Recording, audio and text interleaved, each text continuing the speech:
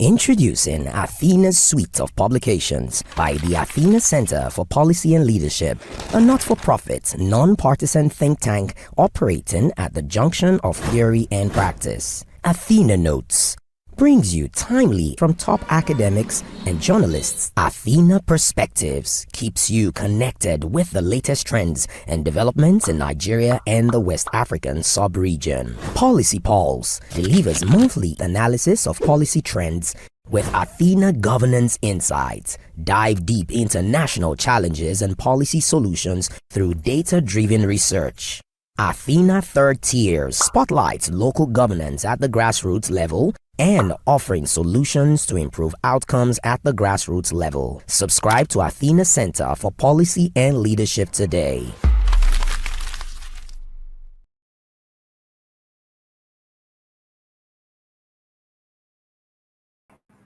Good morning, distinguished ladies and gentlemen. My name is Annabelle Oji. I'm a broadcast journalist, and it is my pleasure to serve as your moderator for today's workshop hosted by Athena Centre for Policy and Leadership. Our theme today is from data to decisions, adopting technology to improve school administration and learning, our learning outcomes in Nigeria. We're thrilled to have such a rich gathering of thought leaders, education experts, policymakers, and participants who share one common goal: to see our schools thrive through education. So before we begin, just a bit of housekeeping. Kindly keep your microphones muted unless you're speaking, and please feel free to use the chat box to share your comments and questions. And kindly note that this session is being recorded for documentation purposes. That's it. Let's get straight to our business for today. It is my honor to now invite Honorable Osita Chidoka, Chancellor at Athena Centre for Policy and Leadership, and a passionate advocate for education reform, to give us the introduction and set the tone for today's discussion. Mr. Chancellor, the mic is on. Thank you.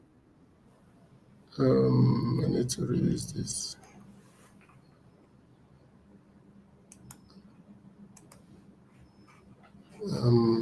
Just a minute. I need to share my screen, so just give me a minute to share my screen.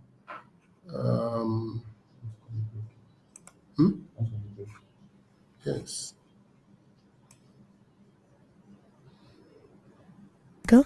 Introducing Athena's suite of publications by the Athena Centre for Policy and Leadership, a not-for-profit, non-partisan think tank operating at the junction of theory and practice. Athena Notes brings you timely from top academics and journalists. Athena Perspectives keeps you connected with the latest trends and developments in Nigeria and the West African sub-region. Policy Pulse delivers monthly analysis of policy trends with Athena Governance Insights. Dive deep into national challenges and policy solutions through data-driven research.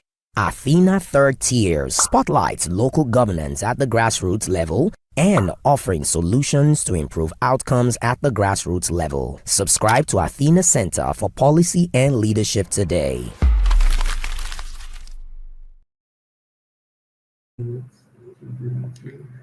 All right.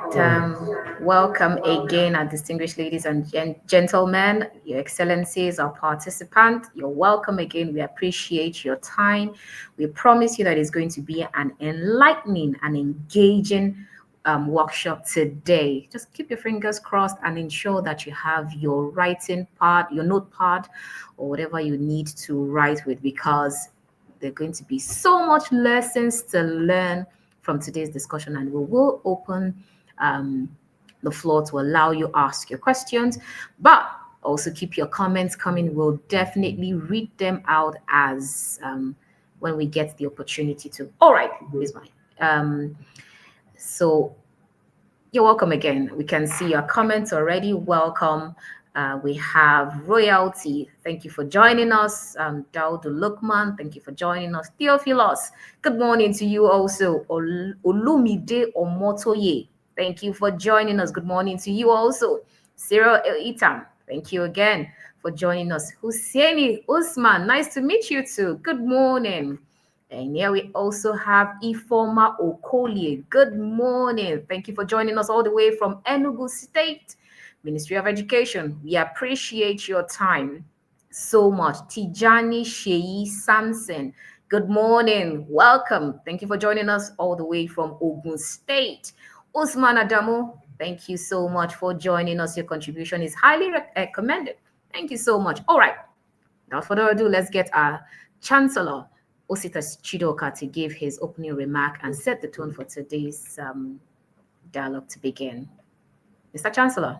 Yes. Over to you.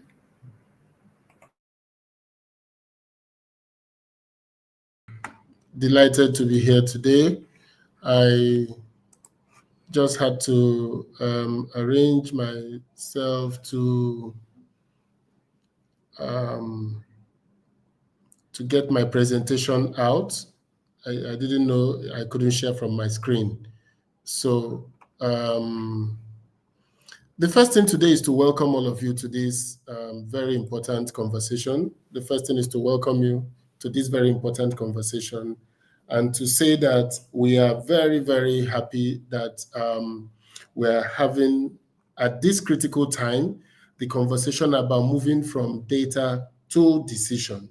And what is even most important about it is the fact that Nigeria is at a critical point in our Nigeria from data to decision, case for automating Nigeria's. No, that's not the slide. Opening remarks. From the one that is opening remarks. So that is what is driving this conversation today, is that we're at a critical junction. Last year, this year, 2025, JAMB published their report that showed that 80% of the people that took JAMB exam did not score up to 200. 80% of the students that took JAMB 80% of the students did not score up to 200. And when we probed further, why was that the case? We found out that it wasn't just the case of 80%.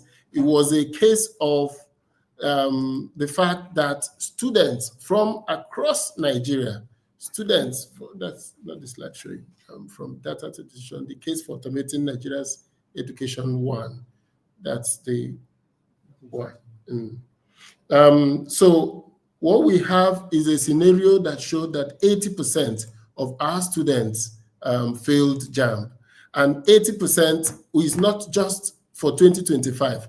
This has been historical. In fact, in some years, it is about 86% that do not score up to 200.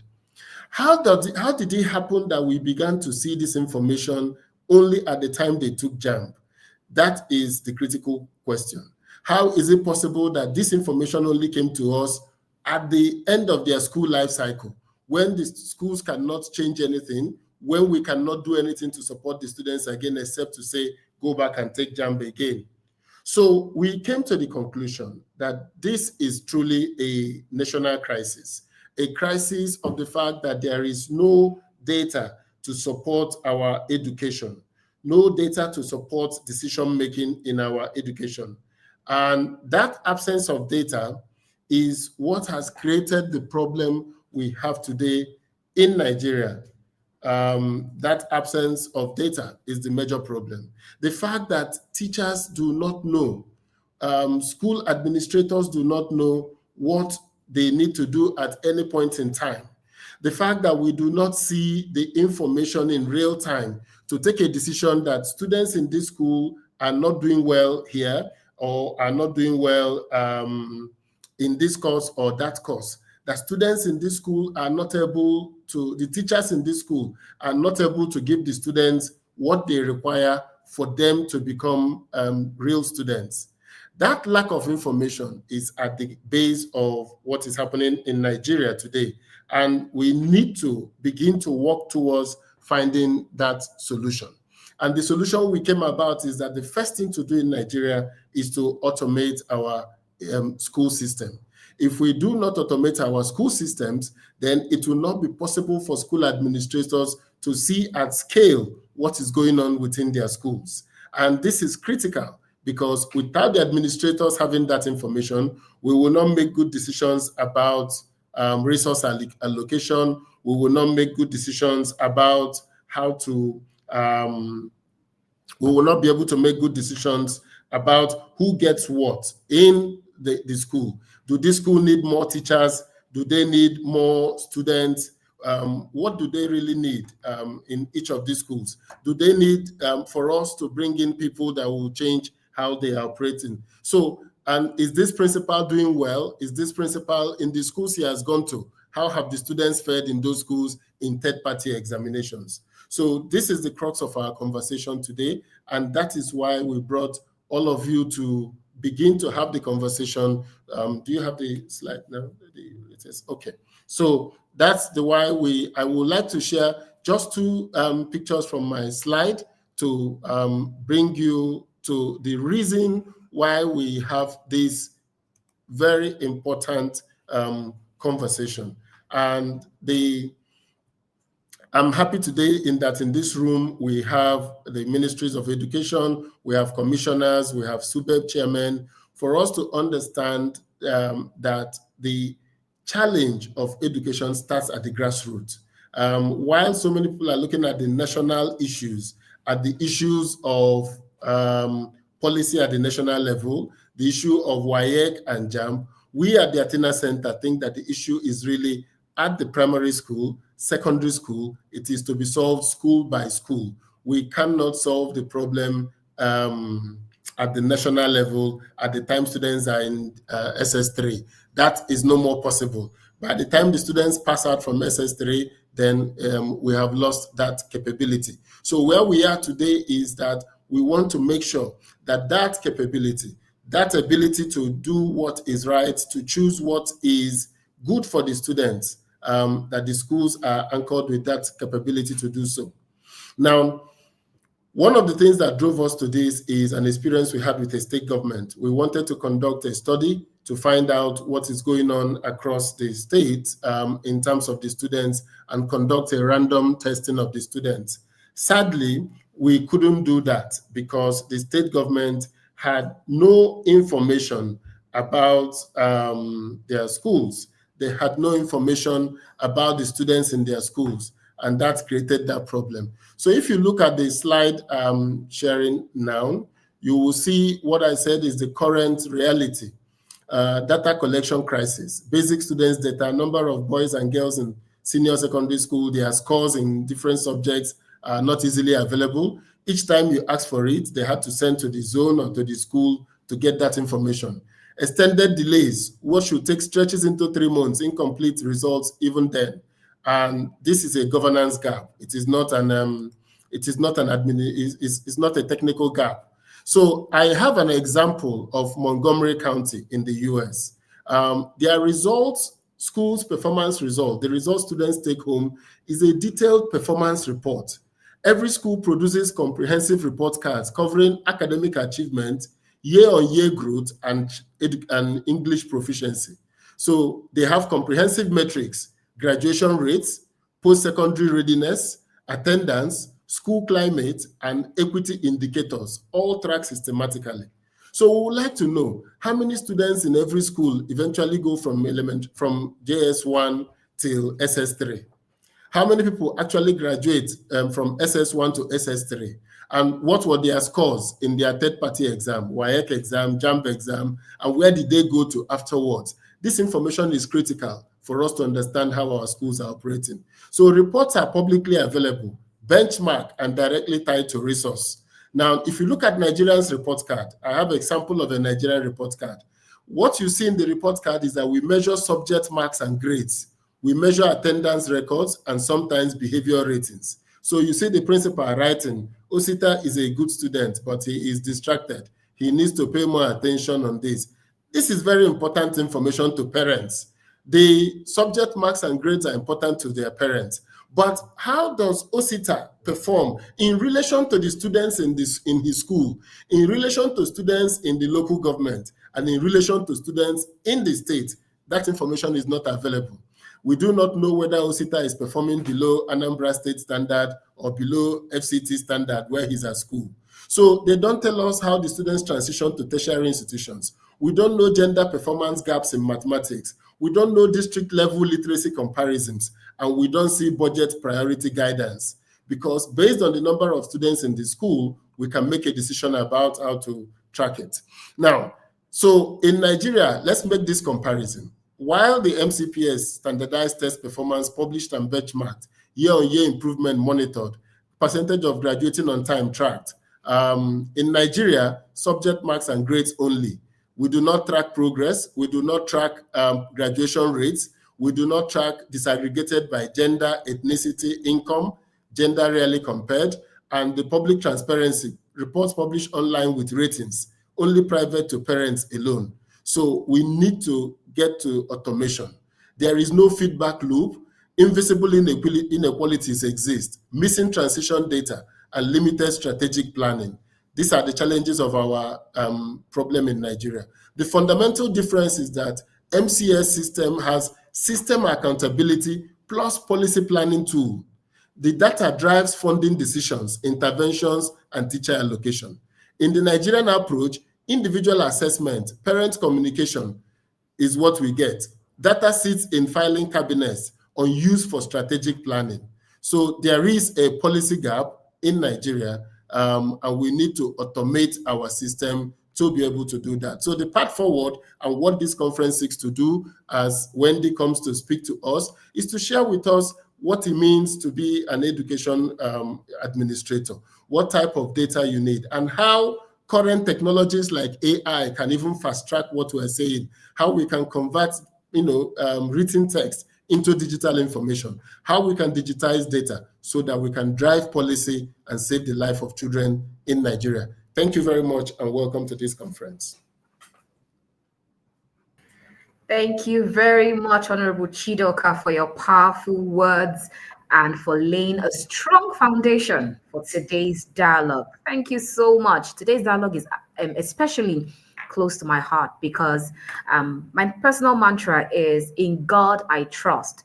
Everyone else must come with proven data. So having the opportunity to moderate a conversation on data and decision is truly an honor to me. So up next, we have our keynote address. Delivering it is Dr. Wendy Hanasky, who is a distinguished education technology expert, and she has worked extensively on leveraging data to improve public school systems across Africa and beyond. She will be speaking on the topic From Data to Decision Making, Leveraging Technology to Transform Nigeria's Public Schools. Dr. Wendy, we're so honored to have you with us. Please go ahead, ma'am. Thank you. Thank you very much. I'm honored to be here, excited to talk about my passion topic. And I also share in your mantra, right? In God we trust, but everybody else has to verify. So I'm excited to be here. Thank you, Chancellor, for your great remarks in the beginning. It really does set the stage for the urgency that we're all feeling in education, right? How are we taking our students into this next level, especially with AI being infused into our everyday lives and our educational careers? And, how do we prepare for that? How do we not feel the overwhelming feeling that sometimes wants to come upon us when we talk about data? So I'm excited to be here. I'm going to share my screen so you can see my presentation. Thank you. Thank you. So as we go through this presentation, just want to welcome all of you. As you could tell by the topic, we're going to look to what's some practical tools, what's some things that we can put into practice right now that will truly transform what you're doing, not in the future, but as you leave this conference today. So I'm excited to be here. So if we could go forward one more slide. So I think we have to set the stage in, the the digital leadership revolution, the way we have done things in the past and the way we do things now, or hope to do things, with the collection of the data, with the analysis of the data. And just to give you a little background about myself, I'm a teacher by trade. I'm going to date myself here because this is my 31st year in education. But I started as a classroom teacher. My certification is high school and middle school, grades 7 through 12. I have a business degree. So when I was in the classroom, I taught accounting and business analysis. But what was unique in my early years is that our school district in Ohio passed what they call a levy, which is just funds from the community, which allowed us to buy computers. And I remember vividly the principal coming into me and saying, we're going to have to put these new computers in your room because you have the biggest amount of space. I had typewriters on my desks. And I laughed and I said, what am I going to do with computers? And he said, figure it out, because in the fall, you're going to have some classes. And for me, it really was one of those twists of fate where I really found my passion and I really embraced it. So I have been in technology my entire life. My doctorate is in technology education, and I've seen the rise of online learning and Microsoft products and Google products. Now we're all moving into this AI phase, which arguably could be bigger than all those other ones combined. But it's here as a tool for us. And if we harness that tool, it's really not going to be an add-on to our workflow. It's really going to be a replacement to the things that we're doing that takes us so much time. And some of the tasks that we do at a rudimentary level can excel with the use of technology.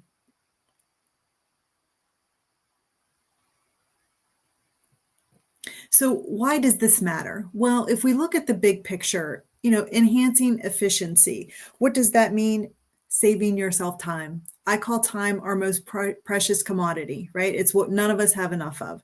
So if there are tasks that we can do using technology that will give us back some of that time, that in and of itself is a worthy endeavor. But data-driven decisions. The chancellor made a great point in that when we track this most important data, the data that truly makes a difference in a student's life, trajectory, then we can intervene. We can come in and we can find those weaknesses. We can find those gaps because we're able to analyze that specific data that does just that. And also improve communication. I know in Ohio, we actually passed legislation that every school district has to improve their communication with the public, with the parents, with the stakeholders.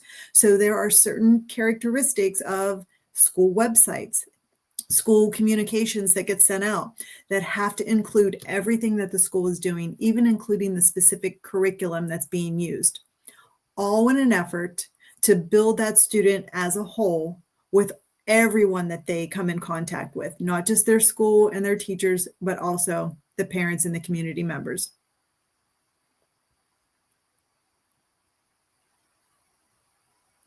So what does this look like in practice, right? Like, what can we do that will start to shift maybe some of our paper pencil practices to the use of a digital platform and the use of analyzing the data that's now in that digital platform? One of the most powerful tools that we all probably have at our fingertips is Excel. So Excel is very good at tracking numbers, being able to analyze, being able to search for things, being able to build charts when you have this amount of data, but you want to look at it in a pictorial kind of view. It's very good at budget managing, practicing the student tracking for enrollment and grades and gaps. But we have to get it into Excel first, right? So maybe some of your data comes to you back in Excel forms, but maybe you can start to actually build some of the things that you're doing into Excel too. Because once we have it in a digital platform, sky's the limit for being able to analyze and go in and look at those things. Another great tool that is available at our fingertips now is ChatGPT. And that's moving into the AI world.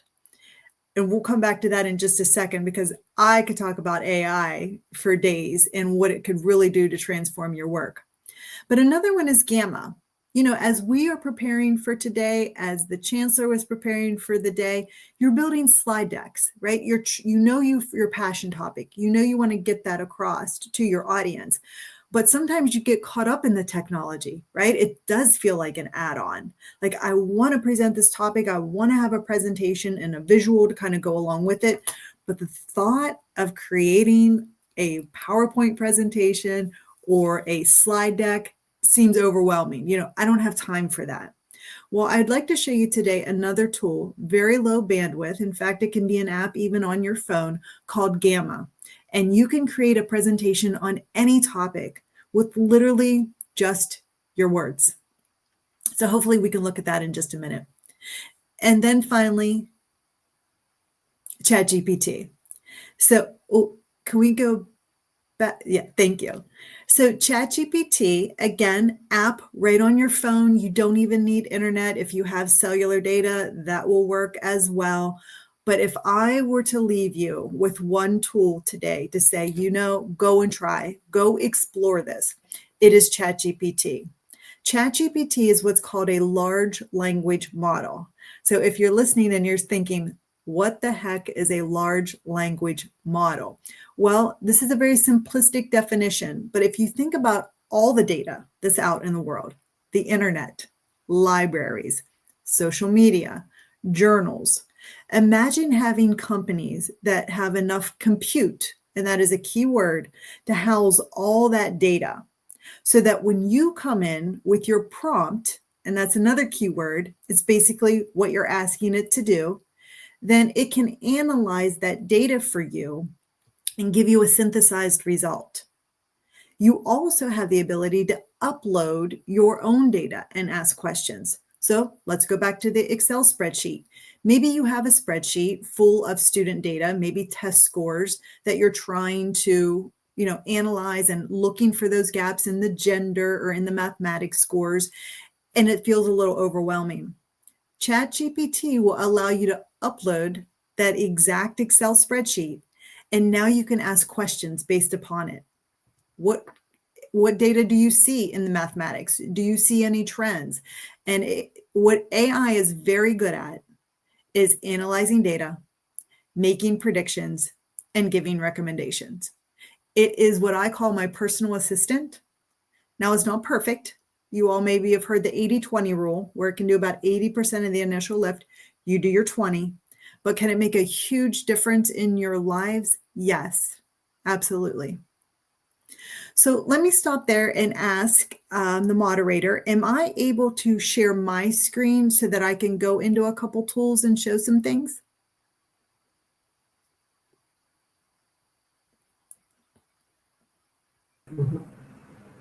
Yes, Dr. Wendy, you're able to. I can share my screen? Okay, so I'm going to click share screen.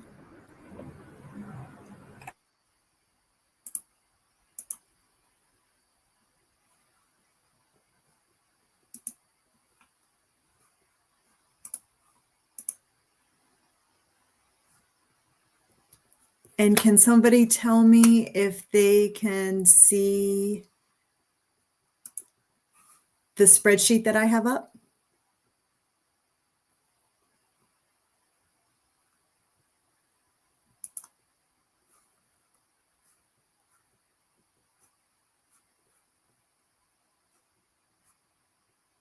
Can you all still hear me? Yes, we can hear you, Dr. Wendy. Okay, so you can see the spreadsheet that I have up on my screen? Yes, we can. Okay, so I'm just going to take you through a couple aspects of these tools so you can see in practice some of the things that I'm talking about. So in this case here, I have an Excel spreadsheet that's up, and you can see it's full of data. In this example, it's just simply demographic information. So it's customer names or client names or student names or parent names, where they live, the country, and the phone. And obviously, a person could type this in to make this digital, or you may have this field already someplace saved. But with this header row that's up at the top, you have so many tools. I can come up to the sort and filter. I can click custom sort. where I can come in and sort just by last name. I can put it in alphabetical order, A to Z, and I can search these. I can filter it.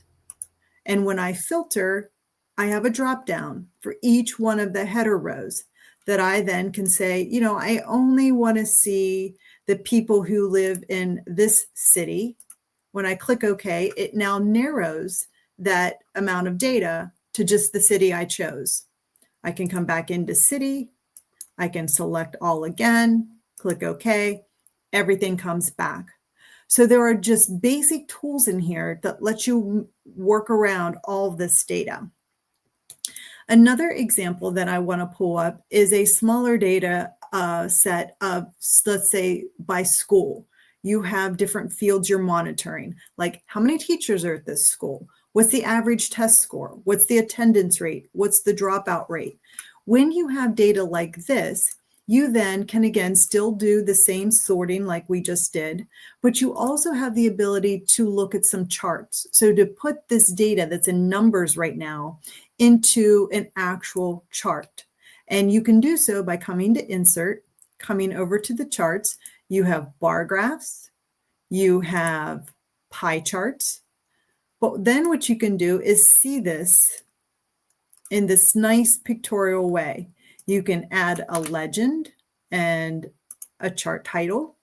You can add data labels, and you can really just, again, print this. You can save it. If it looks too busy because of the data labels, you can turn those off. But one of the most powerful parts of being able to use Excel in this capacity is to have it truly being analyzed for you, even by technology. So what I'm going to do right now is take us over into ChatGPT. And again, this is on your phone, very low bandwidth. You can use this as an app. I'm doing it on my screen, but you can do it in any way you want, on your phone or on your laptop. If you haven't seen ChatGPT, this is what it looks like. It's a fairly elementary looking interface. It's not very elaborate. You have the tools over at your left. You have the prompt box. Again, this is where you put in your question right here. In the prompt box, there is a plus button, and this plus button is so powerful because you can upload anything. So I'm going to click the plus button, and I'm going to do this add photos or files. I'm going to come over and I'm going to add in this Excel spreadsheet. So this one here that we just did, I'm actually going to upload this by the plus button. And now I'm going to say to it, what trends do you see in this data set? What can you extrapolate from the data? Just two basic questions. So it's now can see that Excel spreadsheet that I just uploaded into ChatGPT, and it's going to analyze this for us. So we'll give it a second. We'll let it do its magic. And you can see in a matter of seconds, it says, well, here's some key trends that I see. There's some enrollment. Schools with higher enrollment generally have more teachers. Academic performance versus dropouts. There's a very strong negative correlation between average test scores and dropout rates. Schools with higher test scores tend to have fewer dropouts. Attendance rate is also strongly correlated with positive test scores, so the opposite. Attendance patterns. Every attendance was relatively high, but schools with lower attendance rates are more likely to have higher dropout rates. So you can start to see how it's going to analyze that data for you. This is a smaller data set, but you can imagine the power if you have a very large manually going in and analyzing this. ChatGPT is a great tool to do this. So the key is once you analyze the data, now you need to do something, right? You need to remediate. What's also good at giving you next steps. So what can we extrapolate from this data? Well, interventions on attendance would be a good place to start because we've shown in the data that that will boost the outcomes. Improving instruction quality may reduce dropouts. Resource allocations.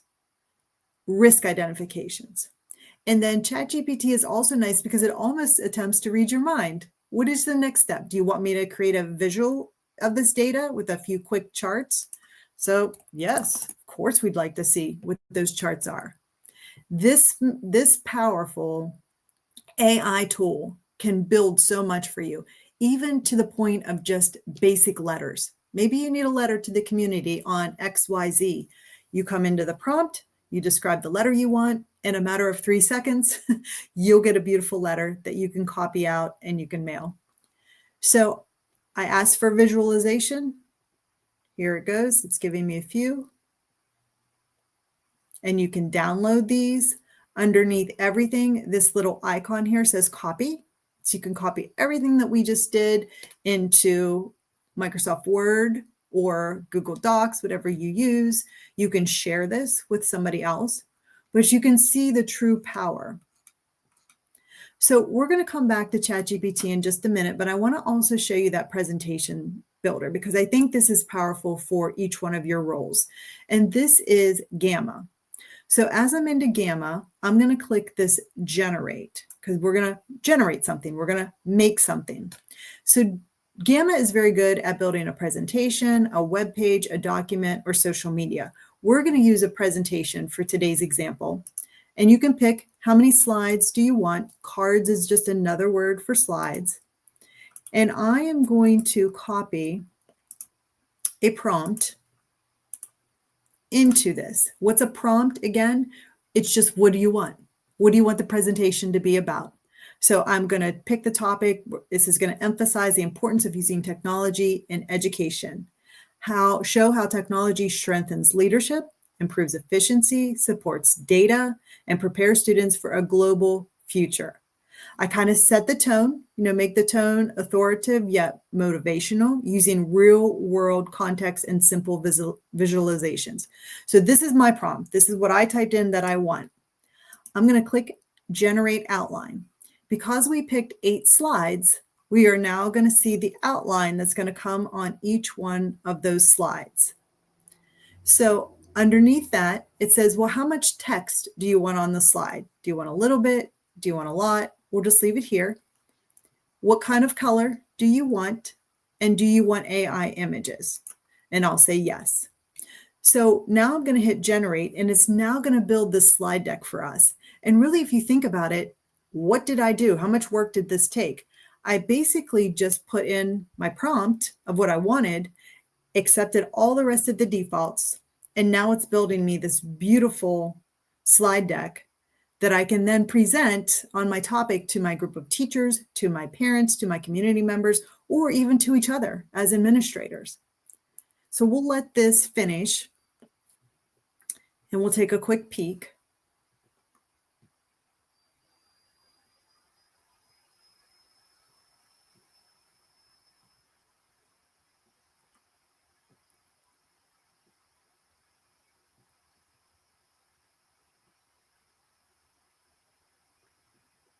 And I'm going to go back up.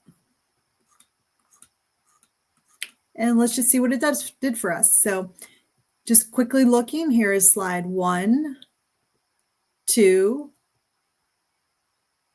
3, slide 4, slide 5, slide 6, slide 7, slide 8, and that's it. So I'm going to finish with one final power move. Now that you have this beautiful presentation, and by the way, you can edit this. This is a tool you can edit directly in, but you might say, I don't know if I know Gamma tools, but I know Microsoft PowerPoint tools.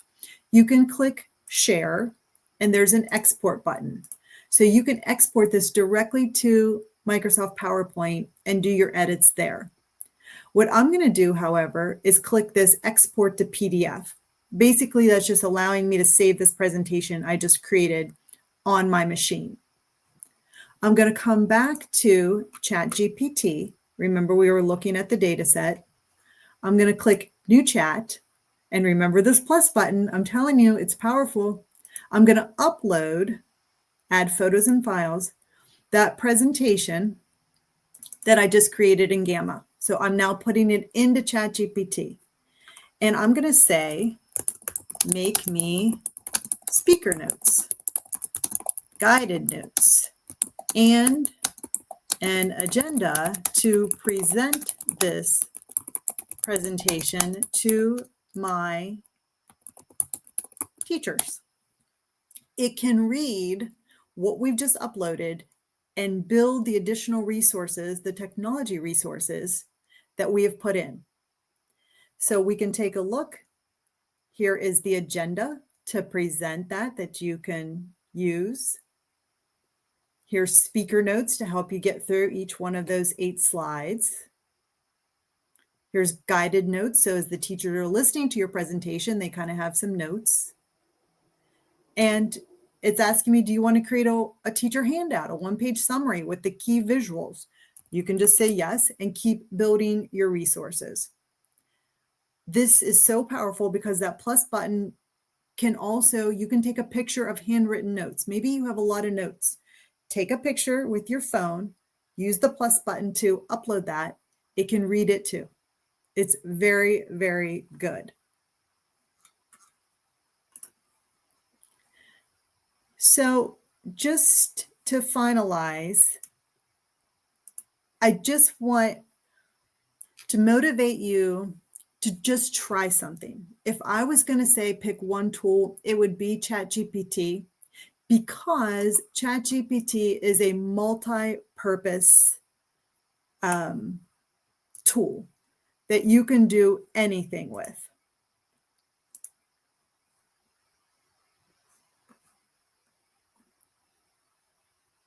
And I'm not sure if I lost you or if you can see me, but there we go. I think you can see me.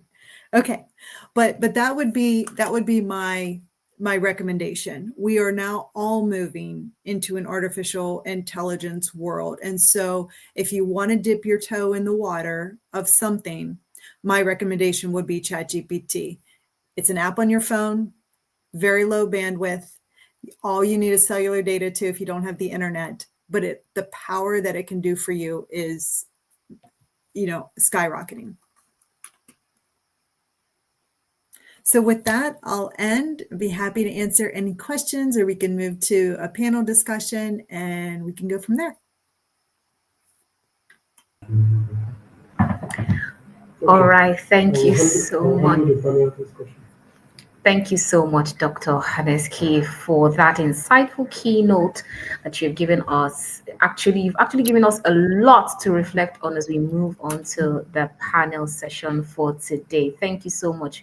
Little did we know that we could actually do a lot with ChatGPT. You also talked about Gamma and quite a lot of them. Thank you so much. So we'll now move to our panel session on building a national strategy for technology integration in Nigeria. Now, this session is about moving from ideas to strategy, what it will really take to integrate technology into education system in a sustainable and impactful way. We're joined by a very distinguished panel. We have Mr. Abba Seidu, who is Executive Director, Gliston Academy, and we also have Mr. Imokwede Okiran, who is Principal Officer, Edo State Ministry of Education. We have Mr. Alex Onya, who is the CEO of EduCare. And still we have Dr. Wendy Hanasky, who just gave us that keynote speech. And now to moderate this panel session, we have the Chancellor at Athena Centre for Policy and Leadership, Honorable Osita Chidoka, to anchor this panel session. Your mic is on, sir. Thank you very much. Thank you, Wendy. That was a very insightful presentation on the tools that are available to transform our education. So I'm going to veer this conversation, and I will start with the private school, the director from Gliston, to just quickly give us an overview of how you use technology to run your school? In what are the key data points that your technology captures, and how has that informed your decision making? It's very interesting. I actually live across Gliston School in Abuja. I didn't know it was from Gliston. Welcome. Okay. Thank you, Mr. Theta. Thank you, Wendy, and everyone on this panel. Thank you for having me. It's quite important that we begin to discuss this, the use of technology, especially in our schools, especially capturing data and automation. I didn't know you stay close by. Maybe one of the days we should probably meet and take it further. For Gliston International Academy, I think it's something that we have long envisaged and looked into and taken very seriously, because with technology you can do a lot of things. There's a lot of cost savings. I usually say to the management, the board, and everyone around me,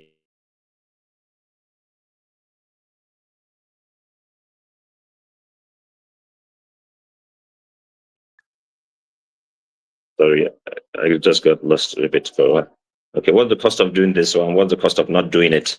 It's quite important. I hope everyone can hear me before I think I lost. Yes. Okay. Can you hear me? Yes, go ahead. Okay. Yes, so you look at the cost of doing things and the cost of not doing things, because most times a lot of people think it's quite expensive to run the school or to get into technology.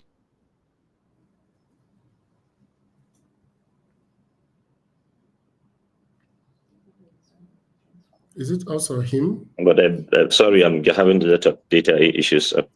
But eventually, okay. Somebody may be calling him. Yes, because he's joining with his phone. Okay. Sorry, I'm sorry about that. Yes, Abba, continue. Okay. I guess you're having calls or something disrupting you. Yeah, that disrupted me at the wrong time. So eventually you see that if you look at it for a long time, maybe beyond that year, you see that you are really saving a lot. Can you just lead us to the data sets you collect in your school, and what do you use to run the school? Can we go to that detail? Yes. Okay, so we used to use what we call the system management system before, and all of a sudden after COVID or before COVID, we have to use learning management systems, and we capture data that are really important from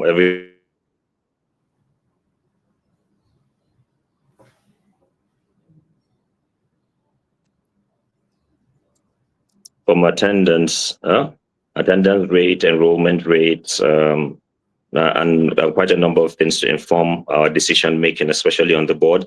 And we used to ensure that the top management are key into whatever we do in terms of capacity building, training them on the right needs to capture data so that it can be analyzed, and whatever we do. And of recent, we try to see what things that we can use to automate so that we don't have to do repetitive things again.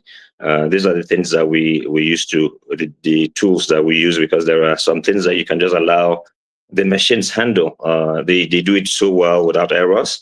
So it will be very good as well to also look into those things, like even attendance, taking attendance. Sometimes it's quite it's manually taken. And you can actually use a lot of technological tools to really save time and energy in terms of taking this attendance and all that. Thank you, Saidu. I will come back to you again shortly, but I want to go to Alex Onya now and ask him. Alex is the CEO of Educare, a software that schools use. Alex, can you tell us what technology has done for the schools? How many schools are currently using your network, your software, and what information do we know? And this is particularly to the information about students' learning outcomes. Do we get to see that data from you? Thank you so much for the question, and thank you so much for everyone having me here. Firstly, for Educare, we currently have over 2,000 schools. Right now, we're already expanding quite rapidly, especially in the Middle East. So, but the good thing here is we provide schools with all the tools they need. More importantly, from attendance. I mean, you come to school, they know that you're in school, parents are being communicated, are being carried along. They use our tools to make reports, to manage their finances, to manage their recruitment. Then, for students who are preparing for external examinations and even internal ones, they use things like exams or Educare to be able to do their preparations. So at the end of the day, we bring all the critical tools that they need to be able to manage the entire processes together. That's why running private schools for people who use Educare makes it a lot significantly easier and simpler because a lot of data sets are organized in one place. So I mean, some of the things that we're talking about from the national level, every child that are in school, the time they miss school, why they miss school. If they're having behavioral issues, they log it in, you already know the behavioral issues, where your intervention comes from. If there are gaps in learning, let's say, for instance, we're talking about maths. A child is having gaps in quadratic equation or algebra or something like that. You can pinpoint where the gaps are, and then the schools can intervene. You do your constant assessment for teachers. You know where the teachers are having gaps. You know when you do your training for your teachers. If there are updates in terms of new pedagogy of delivery, you know what you are doing. If there are health issues, we're doing inter-house, we notice that over a period of time, still noticing that children are having body pains, back pains, these kind of things. You see the pattern, the system makes it available for you. So a lot of all these things are organized in our system, and that's actually why running private schools makes it a lot easier from the top end to the mid end to the low end. So as much tools as they can use, I mean, depends on the level of investment they make, makes it a lot easier. So that's actually how Educare has significantly transformed all the schools.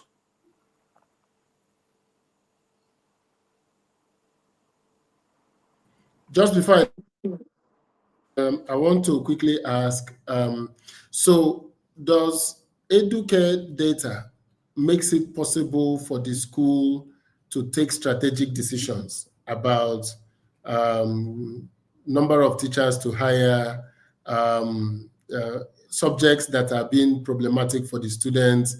Can the school glean from this data the challenges of running it? Can they take management decisions? Do they have a management dashboard that gives them the ability to take decisions about the school? Yes, so they take a lot of management decisions, starting from even enrollment. I mean, they can also study enrollment patterns. When you notice enrollment patterns, there are some different points you can look at. Last two sessions were in, let's say, 500. Last session, we're already at 300. Next session, we're already at 200. And another one, we're already at 800. You can already notice the pattern. I mean, some of them, there's one that happened, one of our schools in Port Harcourt. When they started noticing that enrollment pattern, they realized that the head of school, I mean, they started questioning why, and they noticed that within that period, they had a new head of school. They actually found out that the new head of school was abusive to the students and also to the parents. So that alone also caused a lot of decline, right? Now, we talked about enrollment.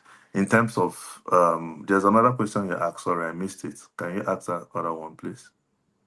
I mean, taking management decisions about students' outcome. Can they predict how their students will perform when they go to third-party exams, when they go to WAEC, BESE, and all of that?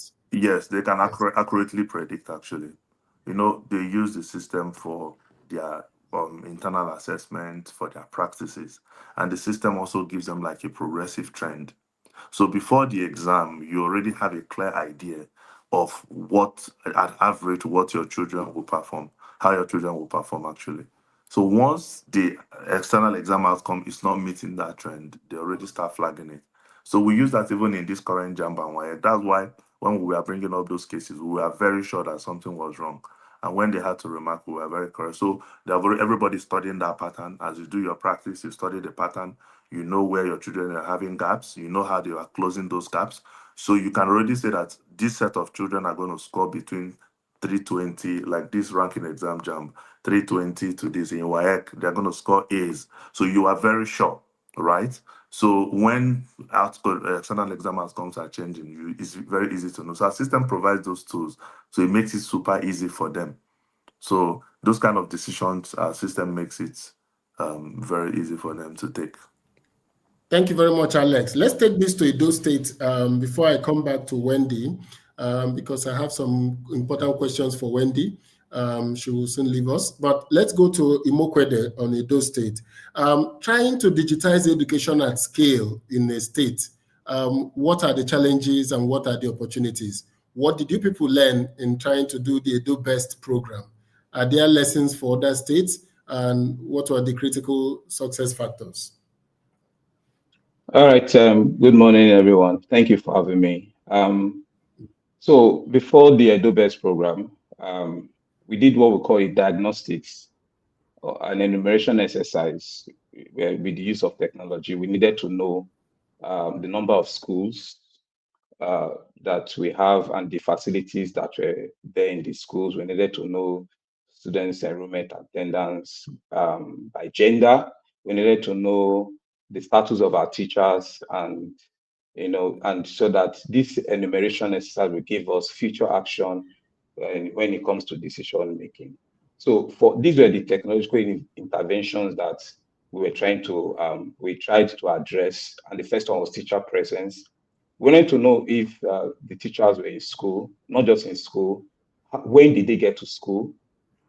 Because if a teacher comes to school, it's present in school, but it's coming to school past 9, when the first or second lessons is already passed, you find out that the learning outcomes of those children is going to suffer. So we're not just interested in teachers coming, we're interested in when did they get to school. And also, we're also interested in what were they doing in school, were they teaching? These are some of the areas we use technology to address. Another aspect is teaching and learning. We're interested in teachers' delivery of lessons. If they were following the curriculum, they had proper lesson guides, lesson plans, and if they were delivering these lessons.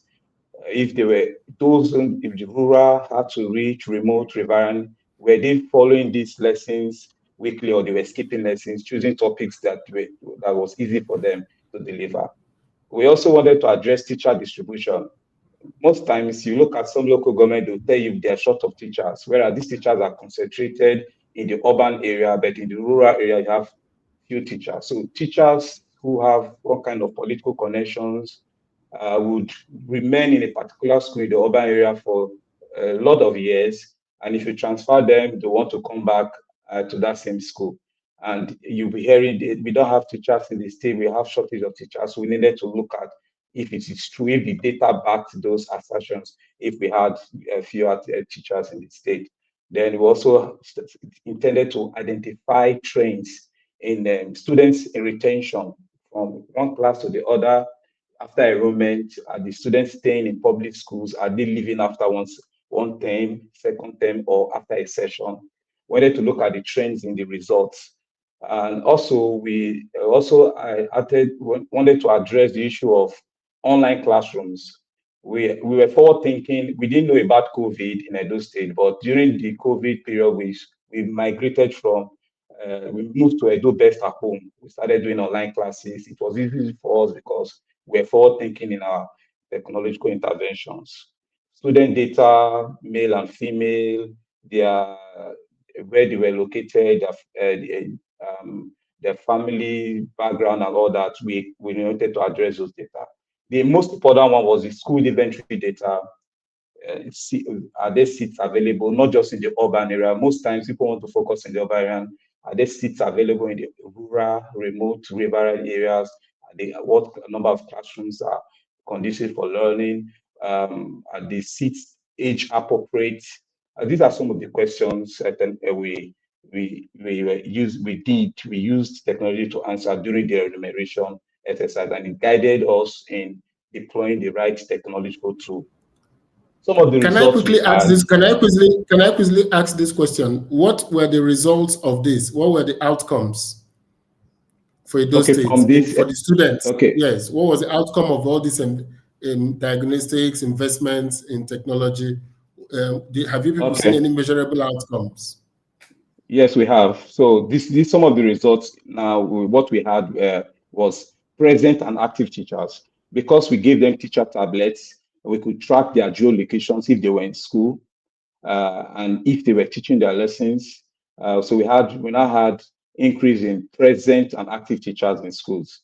So this in turn led to improved teaching and learning outcomes, both internal exams and external exams.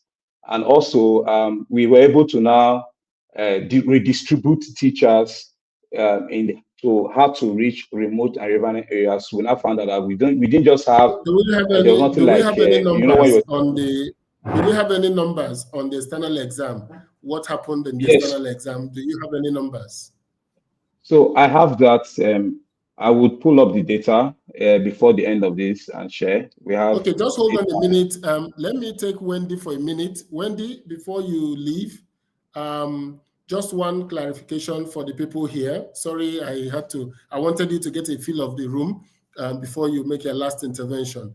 But you showed us great tools that can be used, and this is immediate, that we can convert manual data to digital data easily using ChatGPT. We can easily get to know we can do the analysis that will have required paying consultants large sums of money to even figure out this data.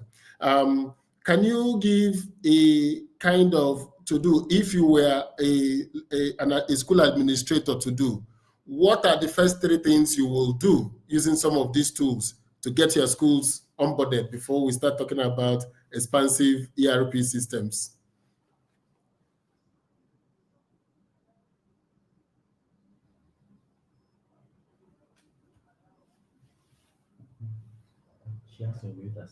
Can you unmute yourself? Can you unmute yourself?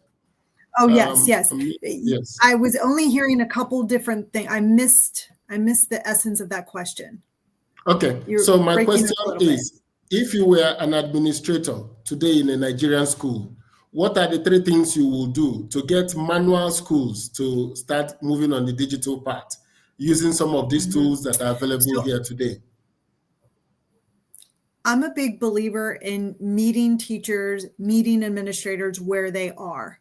And so even if you offer it eventually or in the beginning as a voluntary basis, we're going to be offering this workshop. You're going to come, you're going to learn these tools, and this is going to help you, and allow people to volunteer to attend that. Potentially, your administrators know the natural leaders in those groups.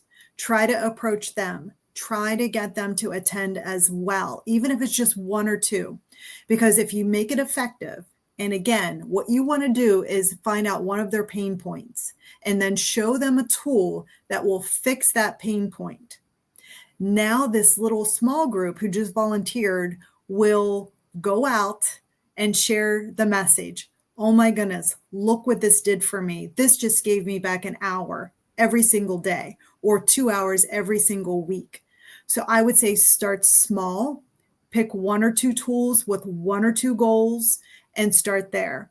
Because what happens is if it's effective, if it meets them where they are, that word will spread and it will grow in a grassroots way to help them start to reach your overall goals of being able to truly use data to affect student outcomes.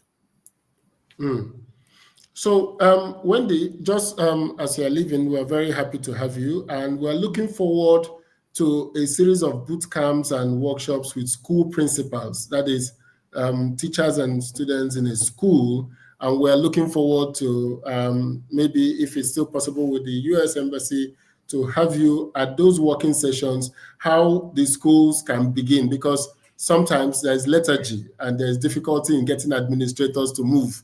But here are practical tools. So maybe we can bundle the tools in a stage-by-stage manner.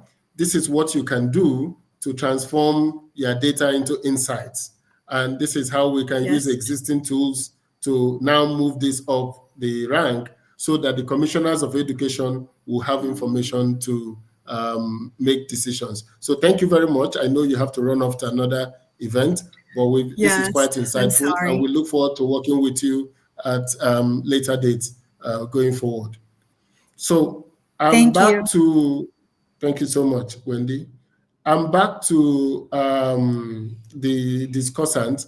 I don't know if the Ogun State representative is here. Ogun State Commissioner just informed me of some of the work they've done. But before I get to him, I would like to ask Alex Onya, are you working with any public school system in Nigeria? And if not, what is the reason why the public schools are not using a simple application like this? Okay.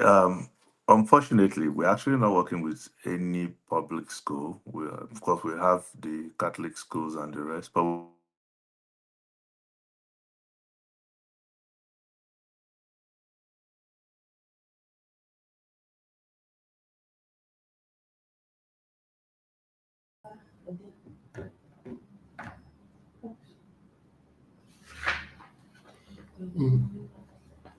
Yes, I'm back on. We can't hear Alex. I don't know how we lost him. But Alex, if you're here, we can add you back on can you stage. hear me? Yes. Can you Yes, we hear me? can hear you now. Yes. Okay, we can hear so you. unfortunately, we are not working with public schools. I know we work with like the Catholic schools and some of the low end private schools, but we don't work with public schools. So, and for me, I think the reason, I mean, there's a lot of bureaucracy in the whole process. So I think if they are willing to work with us, I mean, we have the right tools. I mean, sometime, was it like 6 years ago, we built like an EMIS for the Lagos State government reached out to us to help them build like an EMIS. I think that's when Mrs. Sheyambo was there. So we built an EMIS system which actually helped integrate all their schools. As they're taking attendance, you could see where they are, where the teachers are, the local government, the dropout rates, and some of this. We built something quite interesting. But unfortunately, I mean, politics can quite be complex, so we don't understand how those things work. So, but basically, we have the right tools for them. Currently, now we're now working with the government of Iraq. So we've already started deploying some schools for some of their schools. We started with their British grammar school and some of their schools too. So I mean, we have the right tools for them. So if they come work with us, we'll provide the best tools that can really help transform their state. More importantly, for me, I'm a strong advocate for attendance. I believe that if children come to school, you've already done 80% of the work. So if you can keep a live attendance of the children that come to school, when they don't come to school, the teachers ensure that the teachers come to school. You've already done a great part of it. Then we're talking about the learning contents. Then we're talking about the outcomes. So we have all these tools sequentially to ensure that students succeed like never before. So we're more than happy to work with any of them who are willing to. Thank you. Thank you.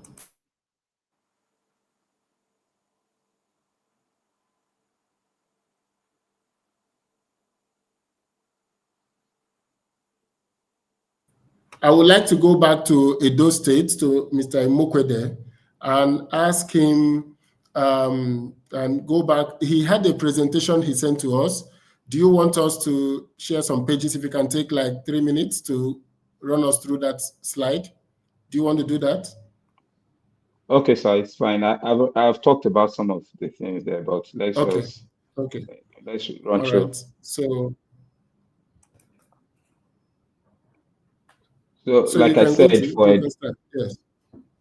Okay, thank you. Like I said, this was the model we followed. Like we did a technology-based enumeration exercise for us to move into these interventions. We needed to have a baseline data. We needed to know, identify and authenticate some of our school facilities, the nature of these facilities, not just in urban areas.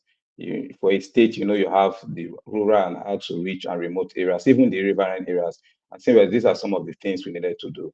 So that this enumeration exercise was now the basis for the future action we had to take as it relates to education within the states. And so these are some of the interventions. Next slide, please. These are some of the interventions as it relates to technology we went through, which I've mentioned. Like I said, we needed to know if these teachers were in school, and not just in school, when did they get to school? because we needed to eliminate the issue of lateness to work. Lessons begin at a particular time. You can't get to school by 10, and you think that these actions will not affect learning outcomes. So we needed to ensure that teachers were in school and on time. We needed to ensure that our teachers were teaching and learning. They were not skipping content. We observed that teachers, most times, due to poor supervision or not regular supervision, would want to skip content or topics they feel they can't teach, especially in the primary schools, and we needed to address that. So we needed to address also, sorry about that. Yeah, can you hear me, please? A call came in. Yes, we can hear you. Go ahead. All right, thank you. All right, so then the issue of data trends, especially when it relates to retention of students in schools, in public schools, we needed to know that our the students we admitted into the schools were not leaving. They were staying in the schools, and we needed to track their progress from the primary school to the junior secondary school and to the secondary school. And so we needed to also look at their result analysis based on their various subject performance. We needed to have this data to know how many students are doing well in mathematics, in English, in sciences. We needed to have this data readily available. We also needed to look at students' data, their bio data. We needed to have this bio data for students, and inventory, school inventory for seats, not just seats, the age appropriateness of seats. So students in primary schools were not using seats that were belong to those in nursery schools, or where their legs will be dangling. So we needed to address the issue of seats availability and also the appropriateness of those seats. And when we had a consultant that came in to help facilitate these technological interventions, and some of the results, like I said, that even we've shared, they are online. Some of the best data, they are online. That of our results that we've shared so far, we now had present active teachers in the state that they were no longer coming to school late. Nobody was traveling out for months without being in school. Most of the teachers were in school, and they were actively teaching their learners because the tablets that were given had geolocation, and also we could track the lessons, and they were teaching through the tablets because we were giving scripted lesson guides and plans. And also, this in turn led to improved teaching and learning outcomes because the teachers were present. And also, before I forget, the tablet also was used for marking of the attendance for learners in their class. So the teacher's details was uploaded in the tablet. Their scripted lesson plans and guides were also in the tablet. And the students' details for each particular class the teacher was assigned was also in the tablet. So the first thing after the assembly, the teacher has to mark the attendance, digitally mark the attendance for the students in this class. And that enabled us also to track the issue of students that were coming late and those students that were always absent in schools. And that also led to us establishing what we call the school management boards for the secondary school and the school management committee for the primary schools. Now, where the community and the parents they came into partnership with the state government in ensuring that issues of lateness in public schools, these parents were informed about it based on the data we're collecting, and they helped us in intervening and resolving some of the issues that relates to attendance. The issue of teachers concentrated in the urban area, not having a lot of teachers in the hard to reach remote and riverine areas. Before the use of technology, we had the assumption that there was shortage of teachers in public schools because we didn't have accurate or complete data to guide us. So with this enumeration necessary and the advent of technology, we're able to identify that we're able to do redistribution of teachers to how to reach remote areas and riverine areas in the school. because of the deployment of technology, we were a little bit better prepared for the COVID-19 emergency response and preparedness. And we had online classes during the COVID era. That's when we introduced the Edu Best at Home. And all these information are online, and some of the data we have shared.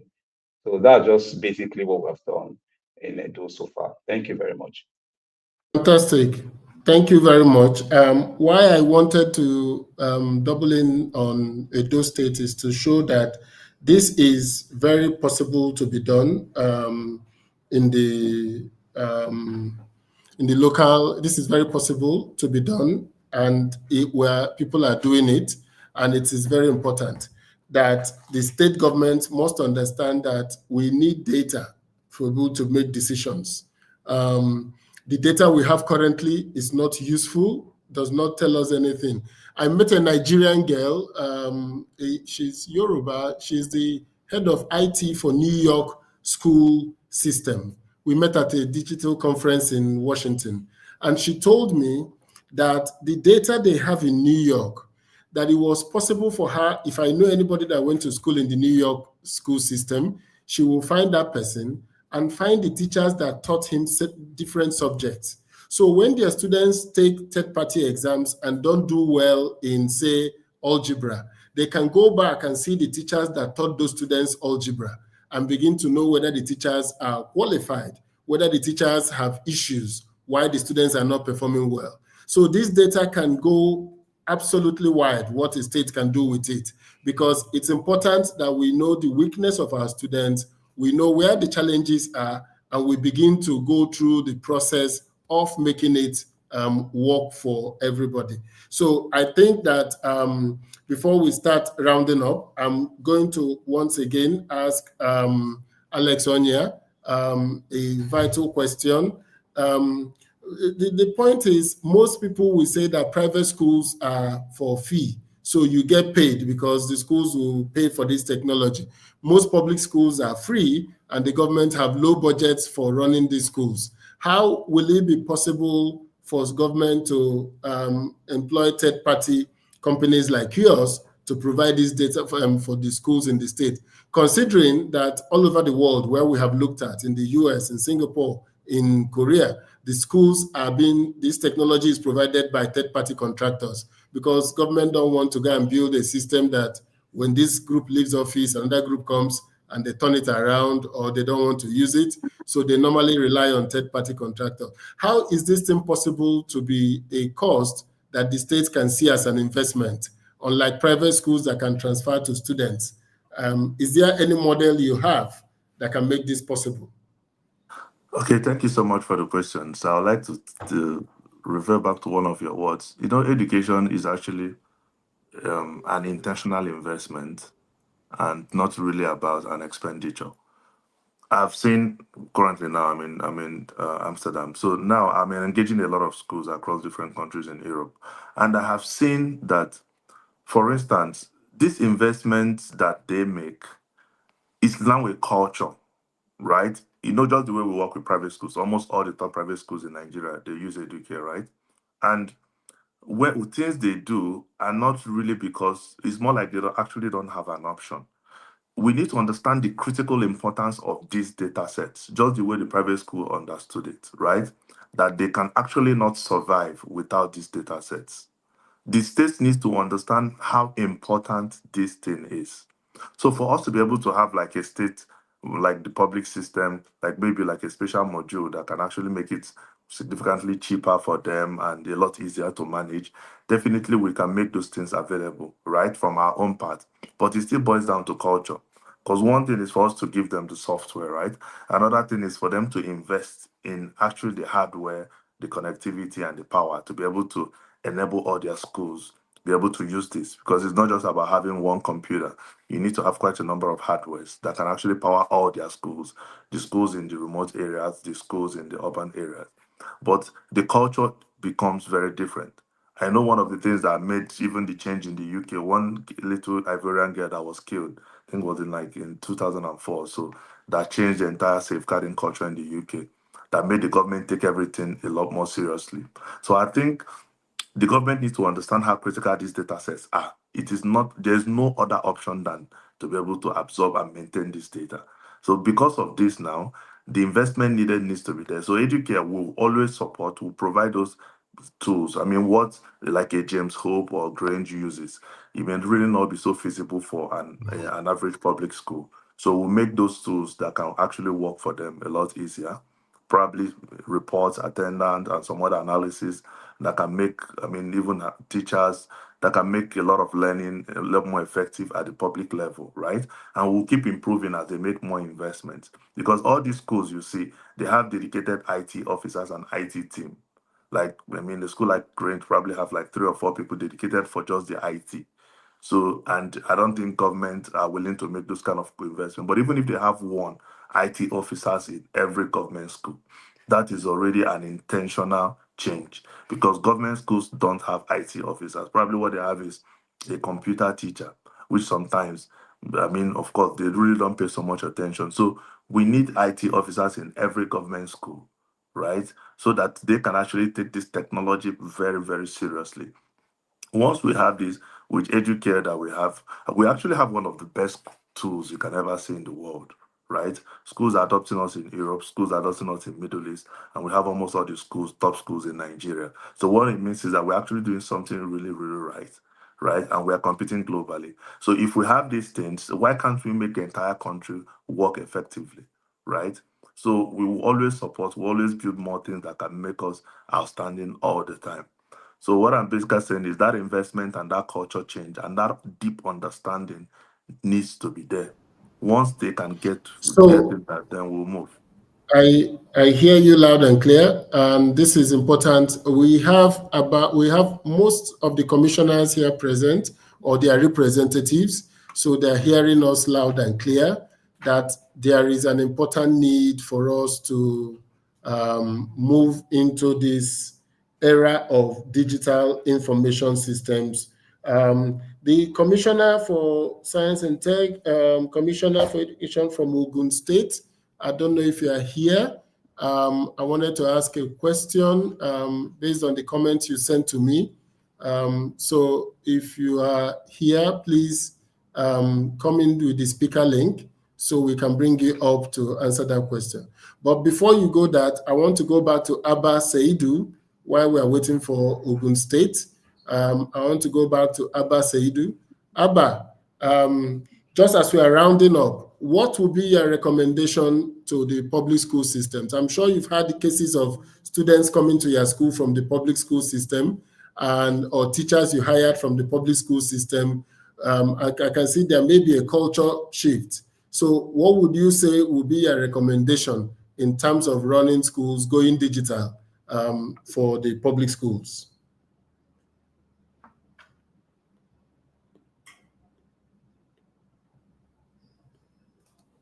Can you unmute yourself? Oh, yes. I think it's something we need to take seriously. There's no time Nigeria deserves the right kind of educational system, and there's no better way than to have those people, the ends of affair, running our schools, to be equipped with these tools. First of all, in terms of the capacity of trainings that they need to know to see the importance and how important it is for them to run, get these data and use them for various relevant things, and also employ people. Just Mr. Alex mentioned at our school, like we have strategic hires. We call the ICT staff, members of our teachers and staff. They need to have, it's part of a criteria that they have some IT skills that they can troubleshoot or know how to simulate all the technological tools around the school. So I think it has to start with the mindset, the top management.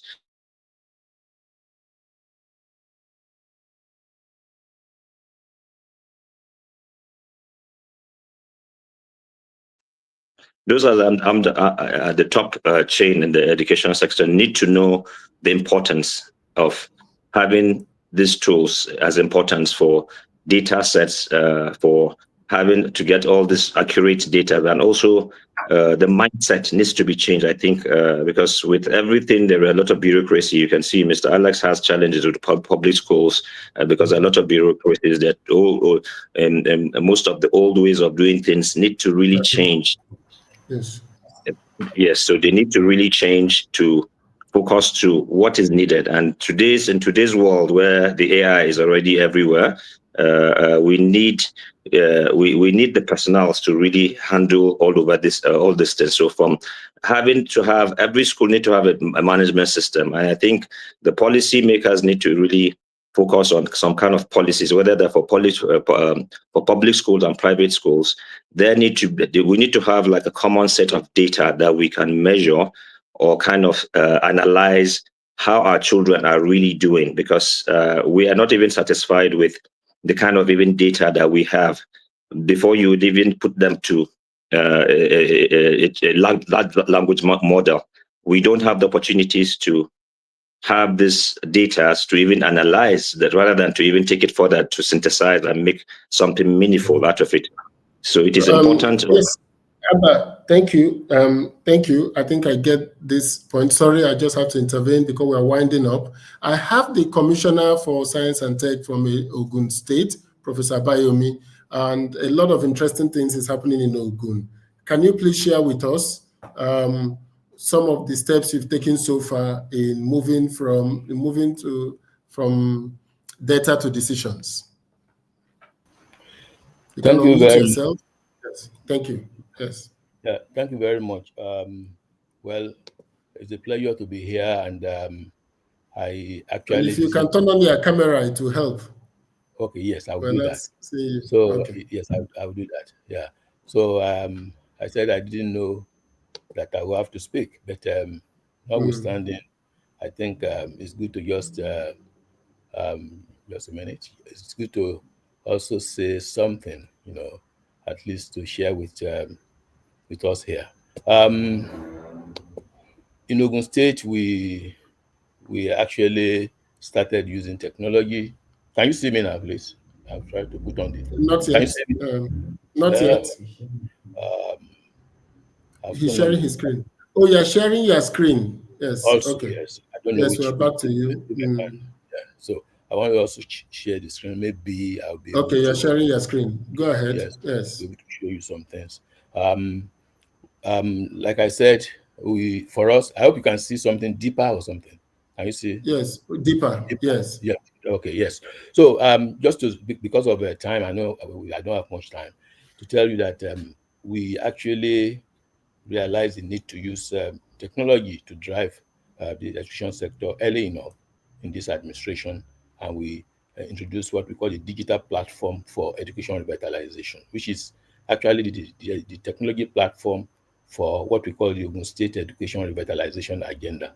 Okay, basically, some of the issues that we have in education, I'm not going to take you through Oxera itself. That is the digital, that is the State Education Revitalization Agenda, built on 6 pillars of curriculum, management, revenue and funding, technology and innovation, infrastructure, and then teacher and student welfare. But I'm not going to take you through that. I will quickly run to what we have done with this, so that we can at least see what part of what we have done in Ogun State. You see, what we have used technology to do, looking at starting from the left down there, you see, we said equitable access to education. We have been able to give every learner in Ogun State what we call the unique identification number. We call it LIN, learner identification number. So any learner you meet in Ogun State, whether private or public, once it's an approved public school, an approved private school, that learner has a unique identification number. So all our learners, just meet them anywhere you have that. We also do all our applications online. We have learners placement. When we talk of placement, you see all learners in primary 6 will have to go to secondary school according to the Universal Basic Education law. So we place them using technology. In those days, we will be taking them, looking at one child, and then see how many, look at about 5 or 6 schools around this location, and then put that person there manually, very laborious. But now technology does that for us, and it's been very, very smooth. We also use it for transfers, and that is inter-school transfer, special relocation, special placement, and so on and so forth. Also, we have been able to use it to simplify school administration. We have what the central aim is, which actually time will not permit me to actually be able to display things for you, but at least we have an idea of what we are talking about.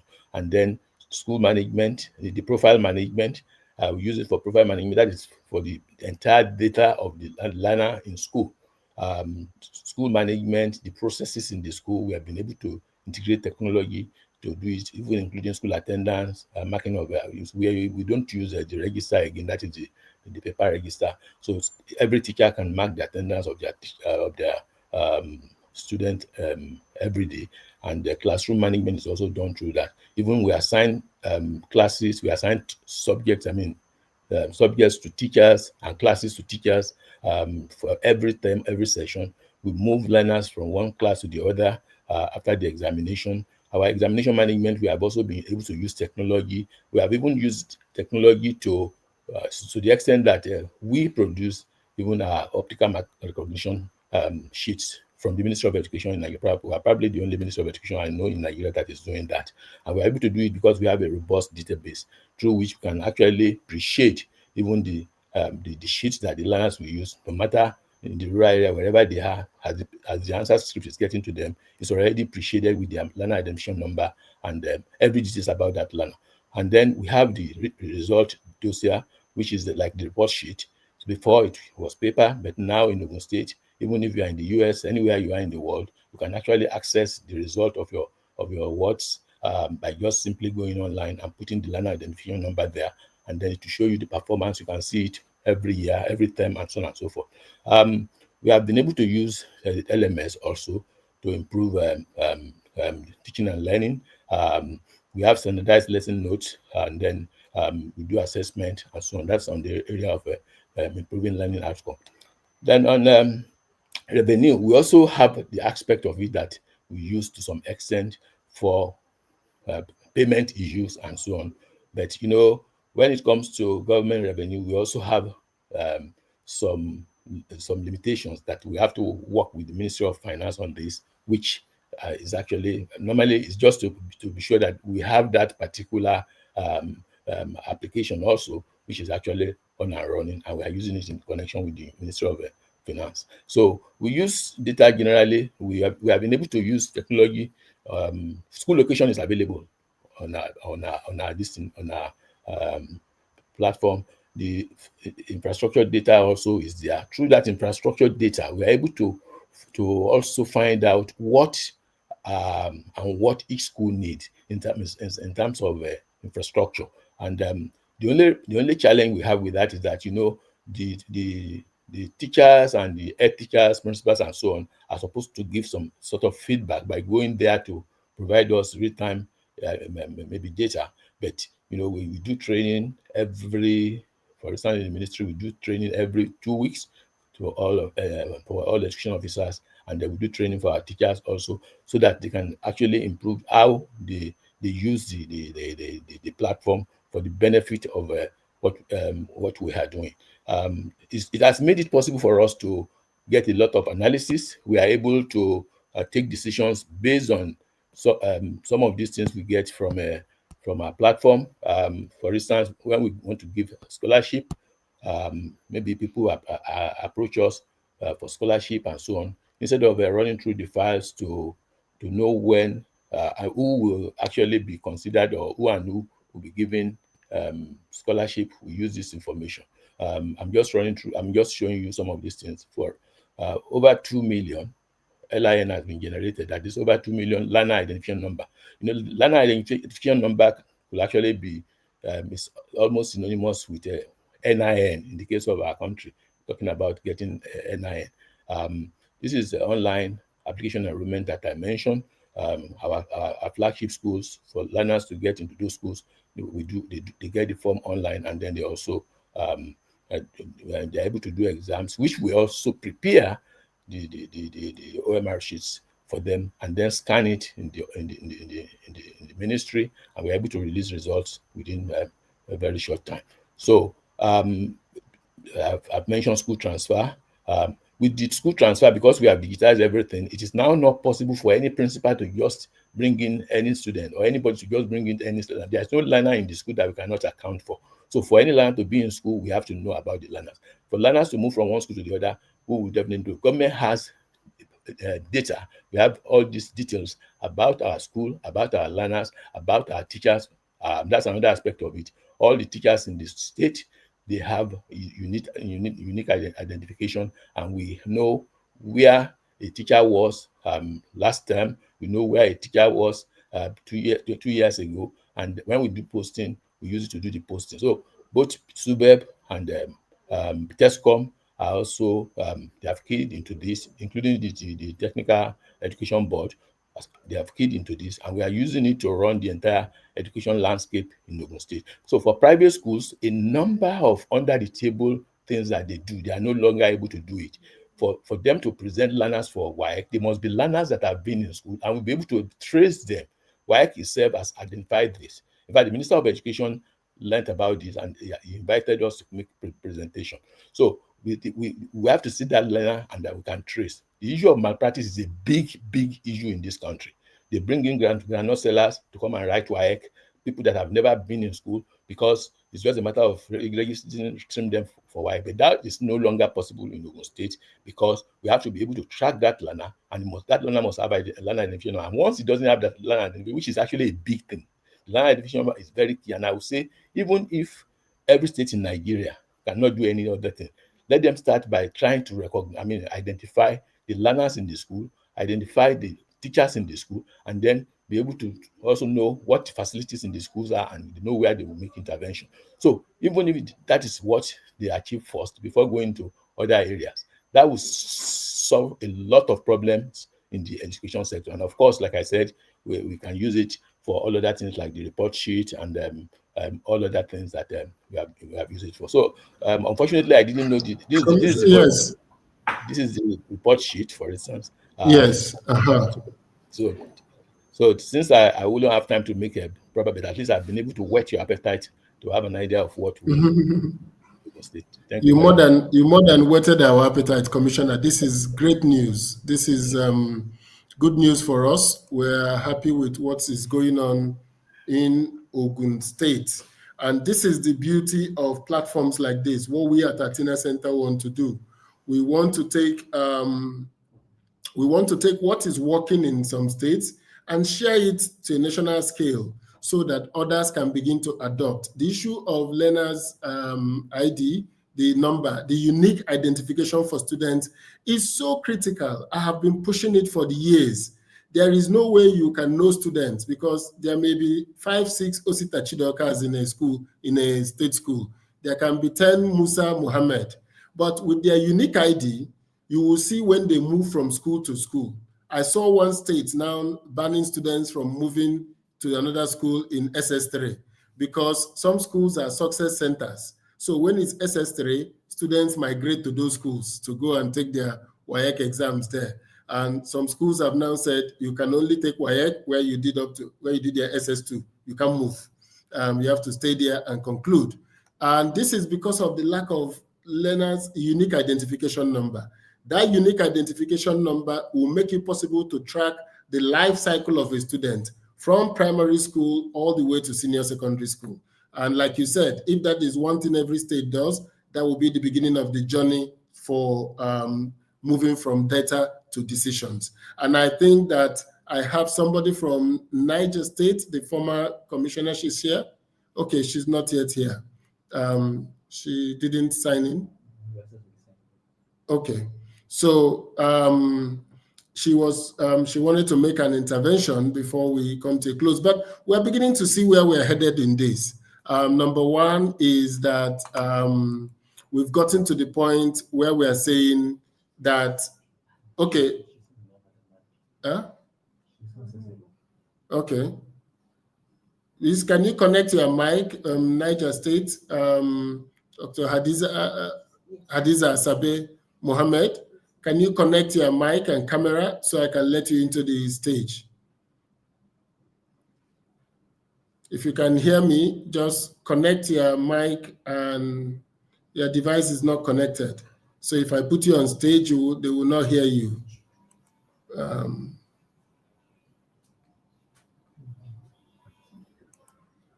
Has she added? Yes. Okay. So we're beginning to see where this is coming to. We are beginning to see that everybody agrees. Please now. Everybody agrees that there is need to bring technology to our schools management.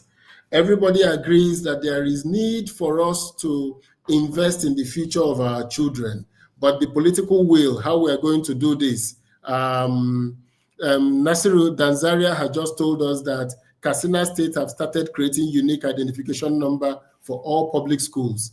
And Ondo State has made significant progress in digitally repositioning the education sector. So there is a central admission processing system in place for admission into JSS 1 and public schools.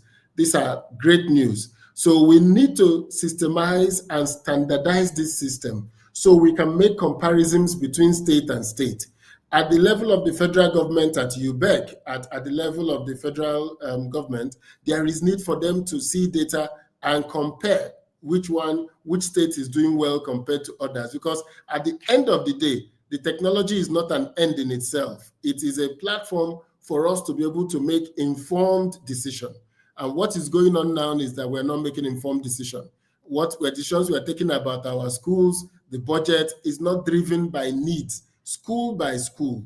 And that would also lead us to a national system of moving away from educationally disadvantaged states to educationally disadvantaged schools.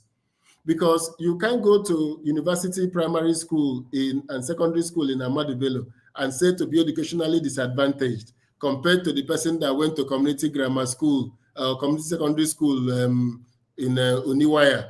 So you can't say because the state is educationally advantaged, there are schools that are educationally disadvantaged in even the best of schools in Nigeria. So for instance, in Anambra State, we are thinking of disaggregating the data to see which schools are performing below the state average. And that will help in making resource allocation to those schools. So I'm happy that we are making this progress. We're having these conversations that will lead to action. And I want to believe that all the commissioners here have seen something they can start off with. We hope to take the decisions, the summary of these conclusions to the state, to the Governors Forum, to the Minister of Education, and to see whether 2026 will be the year when we will make specific budgeting to digitize our schools. So for instance, with what Hannah has told us, we have simple tools to use to begin the digitization process. Enugu State has also started creating unique ID numbers at both public and private schools at all levels. So I think we also need to advise the state houses of assemblies in all the states to make specific legislation mandating this digitization and creating these unique ID numbers and making sure that students over the next few years will begin to see the results across the country, where we can say with certainty, by the time we are getting to WAEC and JAM, we've been able to prepare our students for college readiness, and we're able to get at least 60% of them to pass the exams and go on to tertiary education, technical education, vocational education, or even to go on their own. A high school diploma should prepare a student to be able to go and start working on their own, maybe while pursuing open university programs. But we're very happy at the turnout at this. Niger State, you are still not able to connect your device. We wanted to bring you on stage to talk. You need to connect. We need to connect your device. So because education is in the concurrent list, we will also talk to the National Assembly about the possibility of making a national standards rule about digitization. Like we said, the beauty of our country is that we have 36 states for what I will call 36 experiments. So if we can create a national standard and get all the states to align to their standards, we will definitely be able to make a big turnaround in our education sector. I don't see any hands up again. We still have over 100 people on this who are been here since we started. We're rounding up. I've given some of the remarks towards rounding up. And so I will take one last comment from Alex Onya and from Abba Seidu. I give you 1 minute each to just give us your closing thoughts. Alex Onya, can you give us your closing thoughts? Okay. It's exceptional initiative.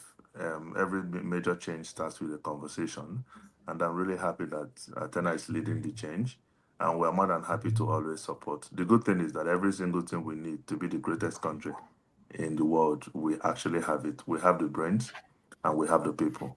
So we will always be more than happy to support.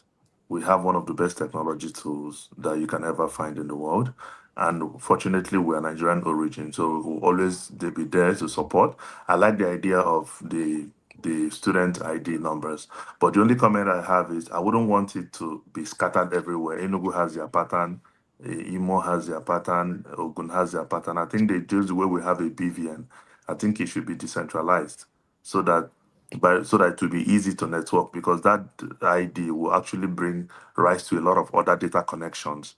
Because I should see a child wandering in Niger State, and once I ask you for your ID and I put in your ID, I can see your academic record, the state you are from, where you are from, how you transition from. I don't need to go to Niger State to get a different tool for that. So unifying these things is very critical. So as we try to do things wonderfully individually, we should also know that integration is very key. And we're more than happy to always support in every single progress we make. Thank you.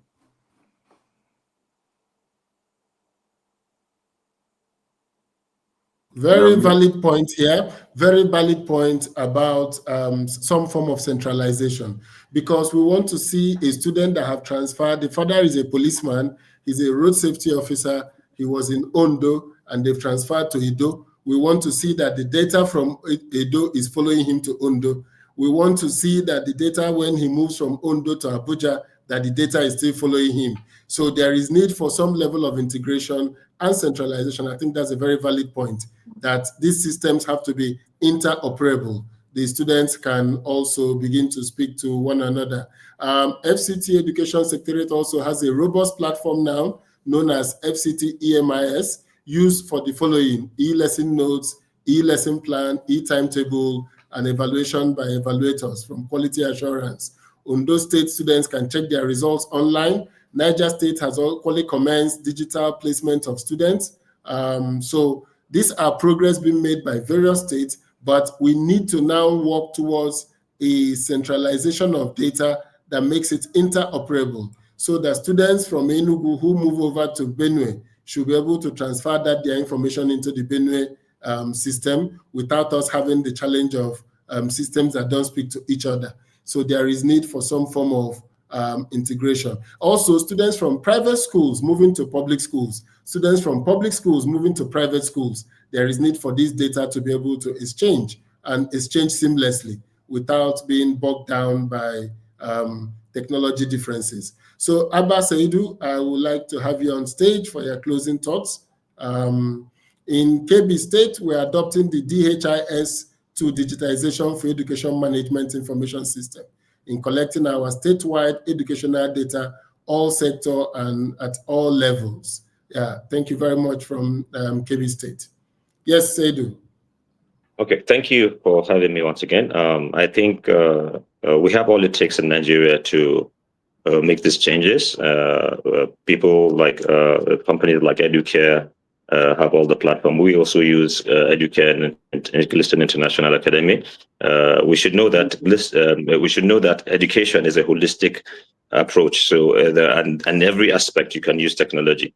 For us at Liston International Academy, we are welcoming a lot of people, a lot of industries to come and see how we operate schools and how we train and how we use our technologies at our school, from the aspect of the skills and whatever have you, all the models in terms of all the departments and how you can use technology.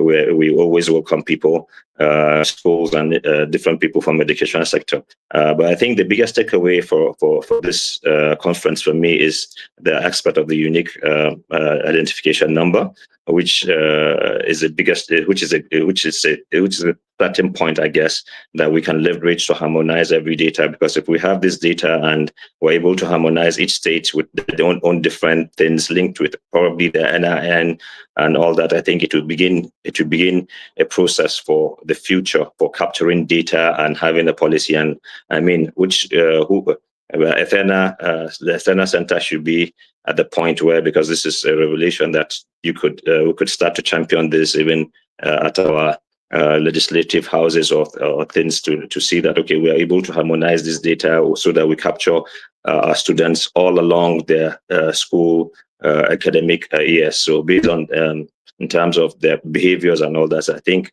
this is an opportunity and a wake-up call for everyone to see that capturing data is needed, and the needs to harmonize all these things are quite important because to give room for a lot of improvement. Thank you very much for having me today, and I'm happy to be here. Thank you.